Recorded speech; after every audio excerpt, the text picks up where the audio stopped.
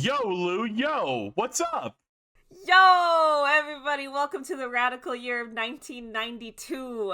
We're watching Yo Yogi. If you're not watching the show, you're a fucking loser. Anyway, welcome to our podcast.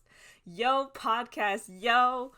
Wow, what a year to be alive. It's kind of interesting you went for that deep cut reference just now. If you don't watch Yo Yogi, you're a fucking loser idiot. It's actually like kind of a. We did some research recently. That's like an ad for Yo Yogi they used to run Yeah. back in the day. It's kind of it was part of the reason the show flopped.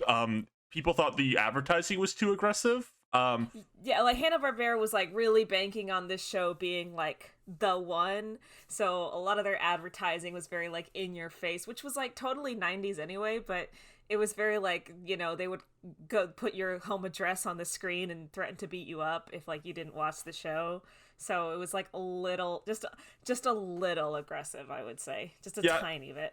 Moms weren't really a fan of like the advertising they went with, which is they would actually track the data of people who were watching, like the kids, and write their names down to threaten them live on air. Like they'd be like, "Hey, Tommy Johnson, you fucking moron! You're not watching Yo Yogi, you dipshit." Yeah, and like I get it. Like Yo Yogi is a show like worth threatening people about. Yeah. But like just for the moms out there, that was like just a tiny bit minuscule. It was a little much. It was a little much for the moms. You can picture the moms in the kitchens wearing their aprons. They hear that and they go, "Heavens to Betsy!" And the hand goes to the head and they faint because it's just so radical. Yeah, it was pretty tubular or whatever. Well, we have a really special episode of Yo Podcast Yo today, I would say, right? Yeah, I mean, so last time we kind of watched the episode where Peter Potamus died and Yogi held him in his arms, and it was kind of one of the more serious episodes of the show. And there was a lot of time just kind of left in that episode for like the characters to like reflect on what Peter Potamus meant to them. And this one's kind of a bit of return to form. It's a bit more of a fun episode compared to the last time.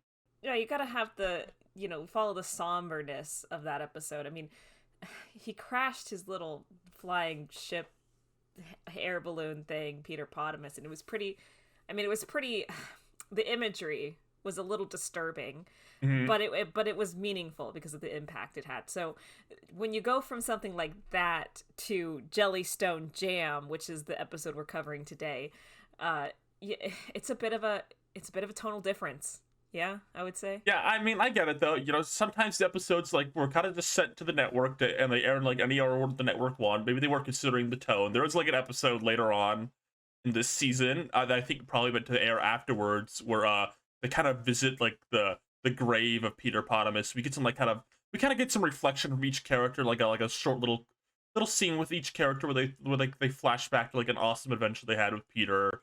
Maybe there's just like an airing issue, but Well, I'm happy to watch this one for now because, as you know, on this podcast, Yo, we power scale the characters of Yo Yogi, the cartoon show where Yogi Bear is a teenage detective at a mall, which is you all. I mean, why am I explaining this? You all have been listening. You know. Just in case there's like some first time viewers here, Yeah. So this is a very important episode because it introduces a new character to add to our charts. Now, so far, Boo Boo has been kind of dominating just because of his absolutely amazing skateboard skills.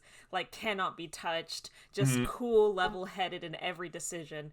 But we have doing fucking better than that idiot Huckleberry Hound, God.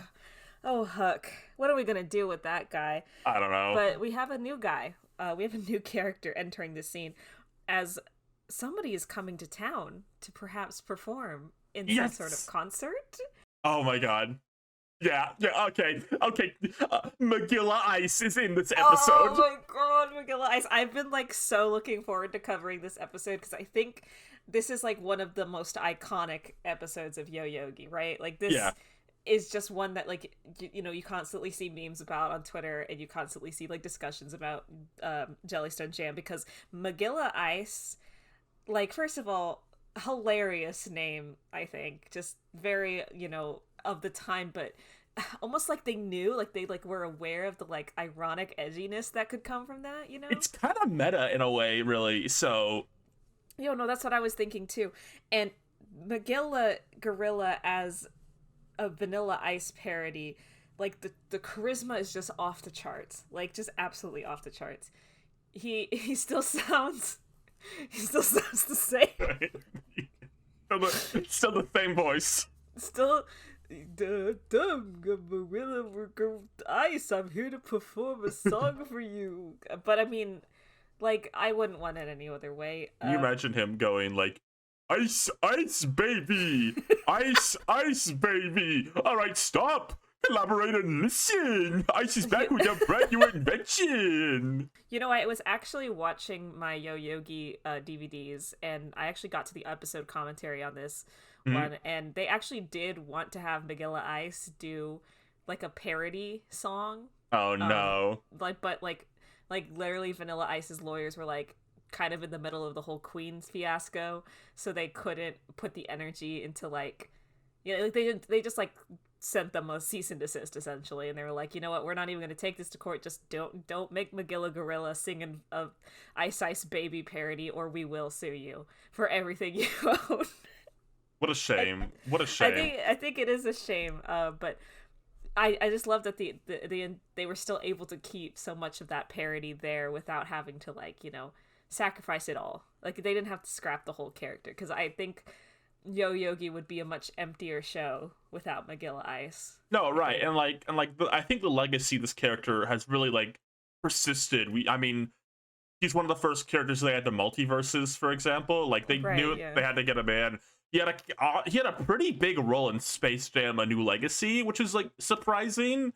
Yeah, I feel like that was catering to like us specifically. Like when I saw that, and like it's like, who cares about Looney Tunes, whatever, I'm not really into them. But when they started, like when I just saw like in one of the trailers, like Magilla Ice's like hair like slicked back, like kind of in a corner shot, I was like, that was the hypest thing ever for me, honestly.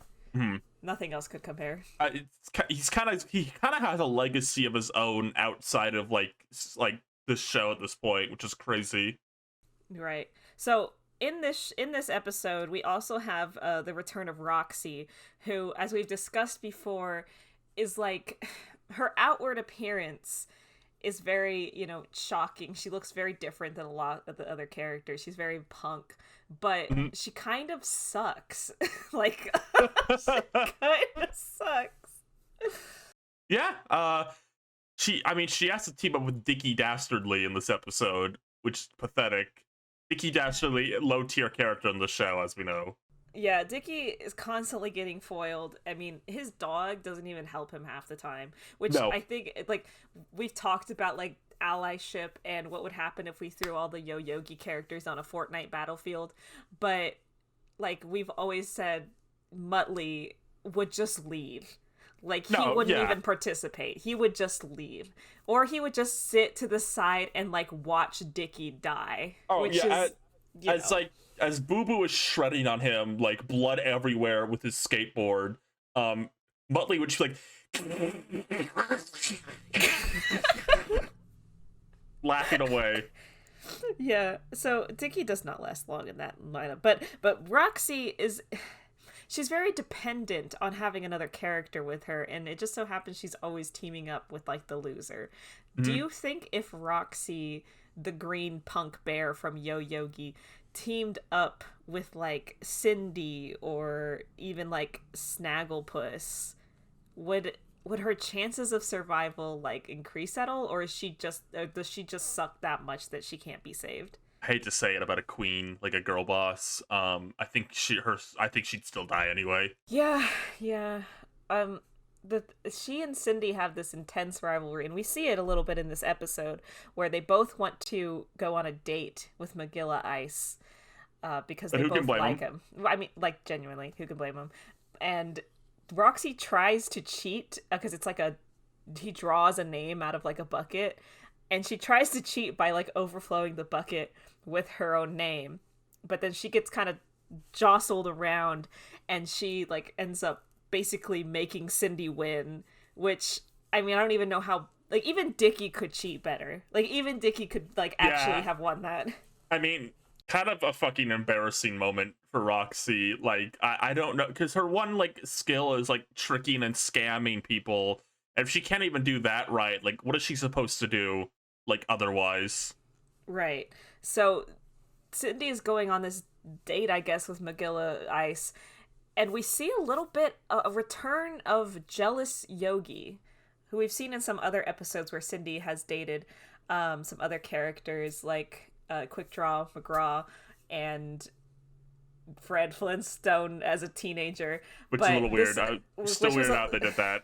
Yeah, that was, I think they were just trying to get like ratings up for the show, so they, wanted to put the Flintstones. I mean, they were only in one episode, and they were teenage versions of them, so it was a little weird though.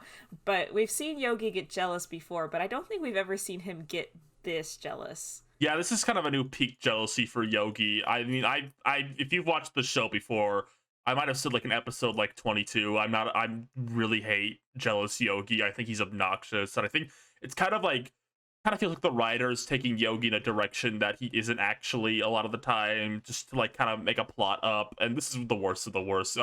Jealous Yogi in this one is insufferable. Yes, and even though jealous Yogi like gives him a stat boost because he becomes like more showboaty and more bold, it's just not Yogi at peak, because when Yogi is at peak Yogi from Yo Yogi, Teen Yogi, Mall Detective Yogi, when he's at peak, he's not distracted by like love affairs and stuff like that. Like Cindy is his coworker essentially and his friend and someone he trusts and talks to, but he's not like getting possessive over her or anything like that. He's just working alongside her. Mm-hmm. But when he's jealous of her with another character, it's just weird. I mean, he doesn't seem to get jealous when she spends a lot of her time with Snagglepuss, but I don't know why that is. I mean, Snagglepuss and Cindy is a great ship, I think. You really held that one together. I just think that I think when you look at Snagglepuss and his, when he and Cindy hang out and I look at them together, I'm not thinking that's a girl and her gay best friend. I'm thinking that is a great couple right there. Uh-huh. And I don't know why Yogi doesn't do anything about it. I don't know why Yogi doesn't roll his fur up like a sleeves, like a cartoon would, and I was like arm flesh out and going, all right, I'm dealing with that Snagglepuss.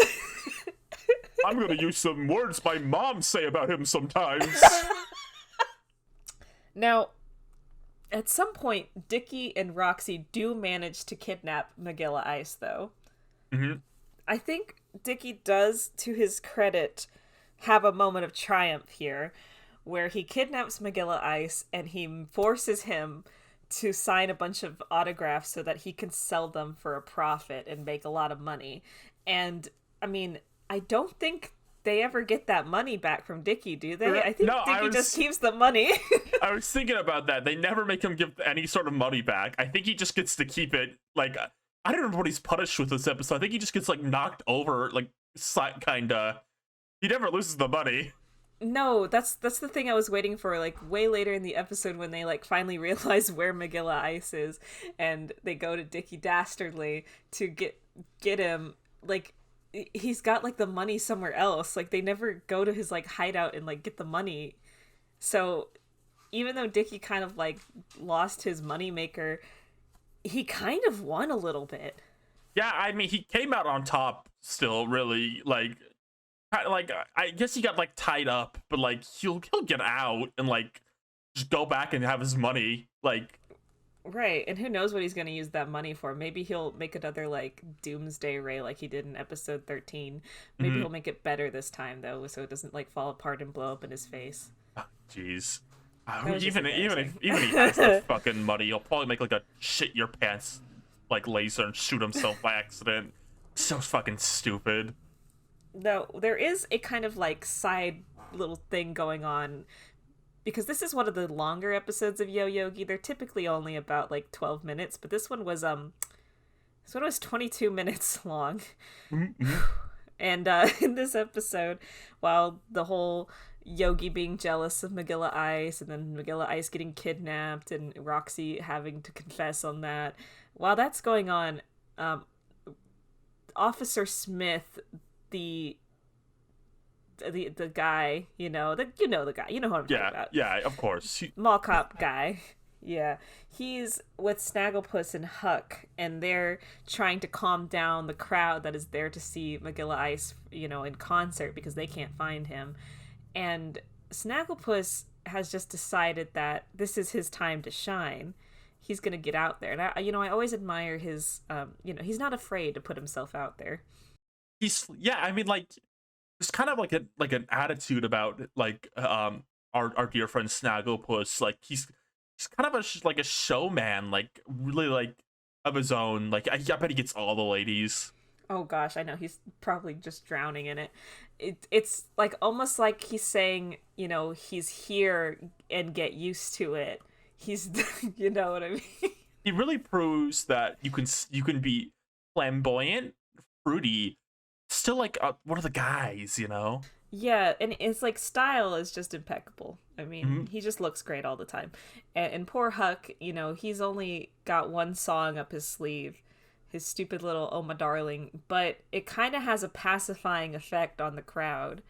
I almost wonder if that's kind of a latent ability of his. Like, if he sings that song on the Fortnite battlefield, does, like, the crowd come to a hush? Does those around him fighting, like, kind of, like, get soothed? Good question. That might be, like, a new ability of his. Like, if he sings that, like, it just takes over the listener. Because even Yogi, by the end, likes it. Yeah, and don't even get me started about how, like, Magilla Ice and Huck start singing together, and it's just like... Oh my god, yeah. It fucking slaps. It slaps. It's really good.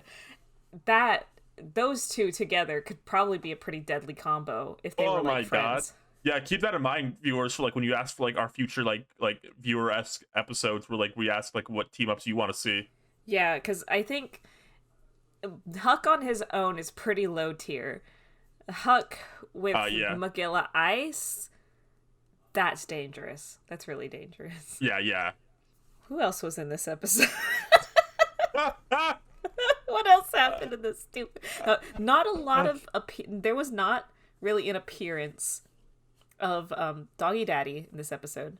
Not really. Doggy Daddy just kind of stayed to himself, and like he was worried, like about like oh no, the crowd's going wild. But even like little baby doggy, Augie Doggy even says like, oh, don't worry, Daddy, you got the refund stuff. He's like, oh yeah, I won't lose anything from this. Yeah, and that kind of like struck me as very odd because I don't know, Doggy Daddy, we've always talked about how he's like really rich and so he has a lot of resources and stuff, but he never seems like a bitch, he's not like a dickhead. He's a pretty reasonable guy. He like hires Yogi and his crew all the time, and he's always giving them like really fanciful rewards, and that was an odd line from Doggy Daddy, I think. Because what could he possibly need that he doesn't already have? Why is money ever a concern for him?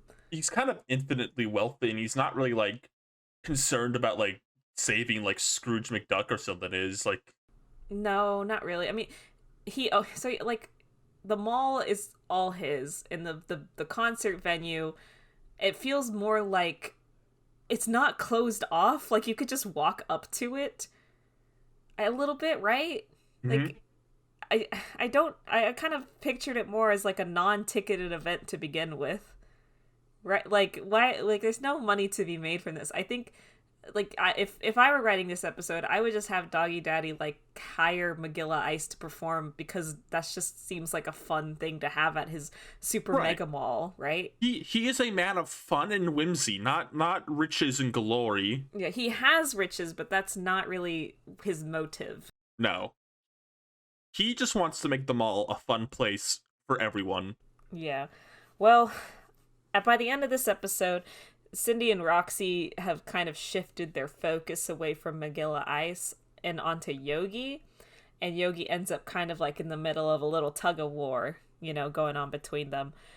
And he seems he doesn't seem annoyed and he doesn't seem happy. He's kind of something like in the middle where he's just like, well, I guess this is happening now. He cracks a quip about it, so it's not the worst thing in the world to him. He just kind of says, oh, I'm glad I'm getting the attention now. Yeah. Who do you think Yogi will pick? It's so hard. I mean, Cindy, he's like his childhood friend. They've been friends since kindergarten as established in episode 7. But Roxy is fun though. Like he could party with Roxy. Oh, remember the episode where Roxy convinced him to go to an older teen party and they drank like vodka together? Oh yeah, that was a great one about like learning about like underage drinking. Like really powerful episode. Kind of controversial for the time, but it was. I'm glad they were brave enough to do it. Yeah, the moms did not like that one either. No. They hated that even more than when the iconic Boo Boo fuck you ad aired. Where Boo Boo pointed to the moms in the room and said, "Hey, moms, fuck you and die if you don't let your kids watch Yogi." They hated the alcohol episode even more than that.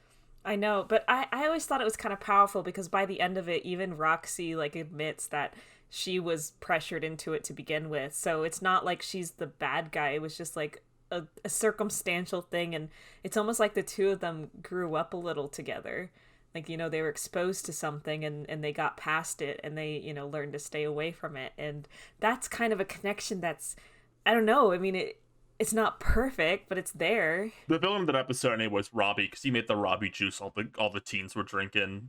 I mean, I think that Yogi still has, and we still have like, what, 120 more episodes to cover, so yeah, we guess I don't think, like Yogi, we don't have to make a decision right now. This is still up in the air. Yogi's got his entire high school like life before he has to decide. Like graduation is not for another 120 episodes. Right, and I'm really excited for the prom episode, by the way, just so you know. My god, I can't wait to see what girl Snagglepuss picks. I'm gonna read a comment from our last video. Okay. Number 1 Boo Boo fan 27. Oh, thanks for commenting again. They said, "I really don't think you guys talk about Boo Boo enough." What's your response to that comment? Boo Boo is such a passive player in this show. Like, we know he's powerful, but like, he just doesn't say much. He's kind of like, there's a lot of times I feel like he's just here because he has to be. Like, oh, it's Yogi Bear. Boo Boo has to be here. But I don't think the writers are that interested in him, to be honest. So, like, I want to say more about Boo Boo, but I just feel like they don't have much to say. Right, I agree. He's very underutilized. There's a lot of situations that Yogi gets himself into, like that one time when they were dangling over an active volcano, and Boo Boo could have, like, totally, like, just, like, gotten them out of that situation, but they wanted to write something about Yogi figuring it out and Yogi being smart about it, so right. Boo Boo was just kind of, like, there. And I almost wonder if that's just, like, Boo Boo doesn't activate unless directly told to, which might be a really big handicap in his moveset. Yeah, that's just a recurring problem with Boo Boo, is like he's just kind of a prop to Yogi and not a character of his own, really. Yeah, but I don't know. I think I remember there being some good development with him, especially in the 3rd season, just showing him grow. Yeah, I kind of recall the writers regretting like their choices with writing Boo Boo early on. They really kind of re-rail him. They do that redesign of him. Like he gets in that horrible accident, and then like he comes out of the surgery. He's okay, but like he's got a new hat now, and it's really like he's like the new start of him. Yeah, it's like they wanted to do a big story for him. So we're getting ahead of ourselves, though. We'll talk about that episode when we get to it. Do you want to read the next comment? Oh, of course. I love reading the comments. I got a comment here from BunnyBoy44, and he says, "Hey, I've been watching Yogi lately alongside you guys. What do you think Sinbad and his magic belt, the classic Hanna-Barbera show, what do you think he would be like in the Yogi universe?" Ooh, this is a good one, because Sinbad, as you know from Sinbad and his magic belt, his main power in that is that he has a magic belt that when he tightens it really tight, he gets big muscles. And so I feel like if we're adapting that into like a teenage drama that is Yogi, that maybe, you know, Sinbad is like the new kid in town, and he's like, you know, he's getting into fights all the time, and he's kind of yoked, and they're like, what the fuck is up with this guy? And then it turns out he's like using steroids or something. And it could be just, you know, the 90s were all about those like anti-drug, you know, PSA episodes. And his little parrot friend can like come to Yogi like concerned about like Sinbad. Yeah, and then they can have an intervention or something. Yeah, it'll be really cool. No, that'd be beautiful, I think. Like, really deep, really moving. Yeah, and I'm really glad to see people acknowledging like Sinbad and his magic belt, because I feel like that is one of like a really underrated Hanna-Barbera cartoon. I agree. I would have loved to see it in the Yo-Yogi verse. But unfortunately we had that freaking 5-episode Johnny Quest like miniseries. Oh my god. The fucking, they were so fucking sure people were gonna give a shit about Johnny Quest at this point. Like, no, it's the fucking 90s. Everyone wanted the Scooby-Doo arc, and they never did that. They never did the Scooby-Doo arc, but they spent 5 whole fucking episodes on Johnny Quest. Jesus Christ. It was really outdated, even for the time. And it's just like, you could have saved yourself all that effort if you put Sinbad and his magic belt in there. It's just ridiculous. Well, I think that's all the time we have for today. Yeah. Like Yogi, we must be off looking for trouble, because that's what our job is. Yeah. So, I don't know why you're laughing. would you say that you're smarter than the average bear? I'm smarter than the average bear. Bye, everybody. Bye, every bear. Bye.